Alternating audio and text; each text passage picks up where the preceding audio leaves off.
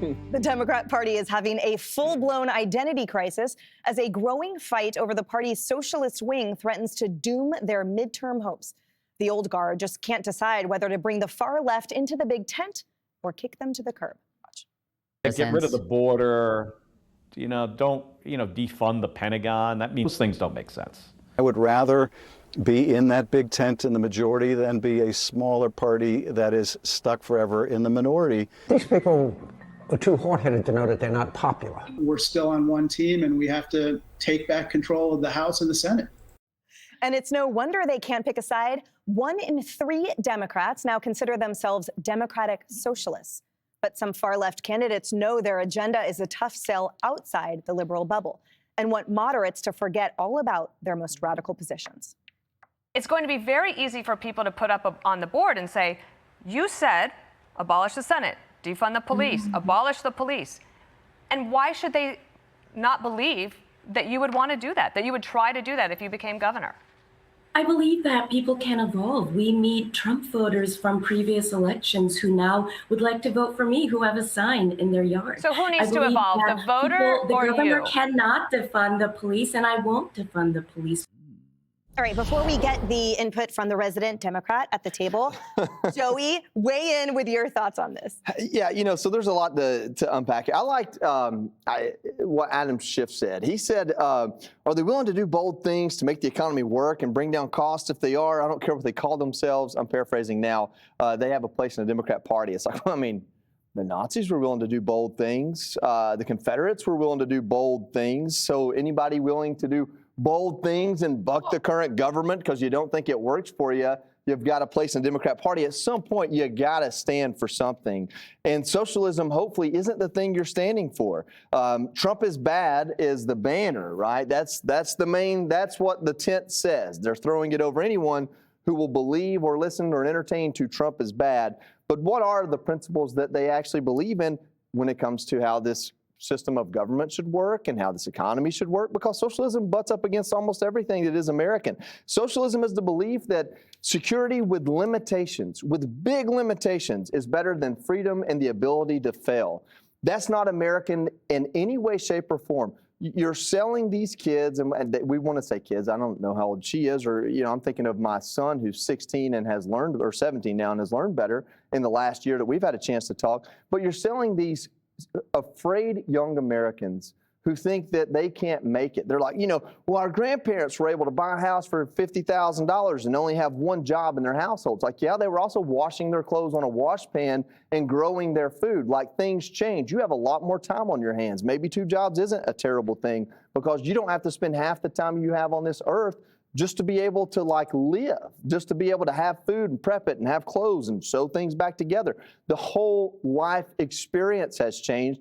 This government's been around for 250 years, and it does a pretty dang good job at changing with it. So if you're going to campaign for socialism, or if you're going to be an establishment Democrat and be lukewarm, 1 foot on each side of it, then you're going to have to deal with people like that lady there who is not a great candidate, or like, I guess, Adam Schiff, who thinks you can just throw a 10 over any terrible person and call them a Democrat. And that's the thing, though. They are on the ballots. Yes, they are on the ballots because they're picking the races that are going to have low turnout, and they've got some very excited and motivated members of the DSA who will knock on doors and do whatever it takes to get people to those primary polling places. And, that's what they're doing. And they're picking off establishment Democrats like Adam Schiff. Adam Schiff represents the establishment. It's very interesting watching Kamala Harris try and make this leftward lurch toward progressivism. So the cool kids want to invite her to play beer pong. They won't. And they don't. Her political career is essentially finished. And so is Adam Schiff's. If he keeps just spouting these vague, empty platitudes about the big tent. They don't want to be in your big tent. They don't want to be anywhere near you. They only want to get as close to you as possible because proximity means they can finish you off with less effort. That's all they're doing is utilizing those resources. And the longer they go on and on with this big tent nonsense, it is as empty as the orange man bad line of thinking. And, at least Mark Kelly, to his credit, is kind of standing up against it. And anyone who seriously wants to run for president has to. They have to make a clear demarcation what the Democratic Party is, not for an insane minority, but for rational voters and a big hunk of independents who are being underserviced by the Adam Schiffs of the world and the establishment Republicans as well. All right, it's time for the insider information. Break it down, Jessica. What do we need to know? How do we defeat these guys? Tell us. Well, first of all, I don't know if it's insider information to say that the comparison to Nazis who did bold things doesn't fit with what's going on with the DSA. The DSA is not proposing to burn Jews, kill gays, gypsies, et cetera. So we are talking about a set of policies that are to the left of where I am, certainly. I learned that trick from you guys. Okay. I was waiting for that.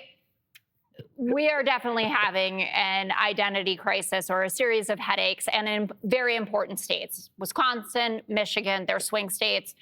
The DSA platform or parts of it, not the abolish the police or the Senate or the presidency, et cetera, are popular with the Democratic base. They are not popular with a general election electorate.